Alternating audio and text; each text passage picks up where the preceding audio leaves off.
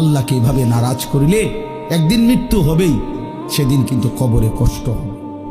আর অব্যাহত গুনার কারণে বয়স্ক বাবা আপনাদেরকে বলি, খোদার কসম বাপ, যে সমাজে অশ্লীলতা বেহায়াপনা বেড়ে যায়, সেই সমাজে নিজেদের ঘরের কন্যা, নিজেদের ঘরের বোন, তাদের ইজ্জতের নিরাপত্তাও কমে যায়।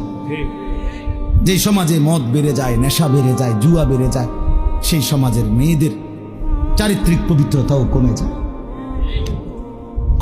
কোনো না কোনো ফান্দে, কোনো না কোনো অসতের খপ্পরে পড়ে যায়, কোনো না কোনো চরিত্রহীন লম্পট যুবকের খপ্পরে পড়ে যায়। একদিন চরিত্র আখলাক সব নষ্ট করে আখিরাতও বরবাদ হয়, দুনিয়াও বরবাদ হয়। এজন্য নিজেদের পরিবারের পবিত্রতার জন্য একজন আরেকজনের চেষ্টা করা উচিত।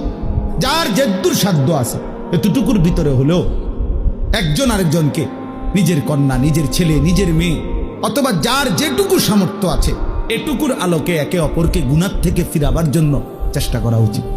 সবাই হাত পাও ছেড়ে দিলে আসমানের ফেরেশতা এসে ঠিক করবে। আমাদেরটা আমরাই চেষ্টা করতে হবে, আমাদেরটা আমরাই চেষ্টা করতে হবে।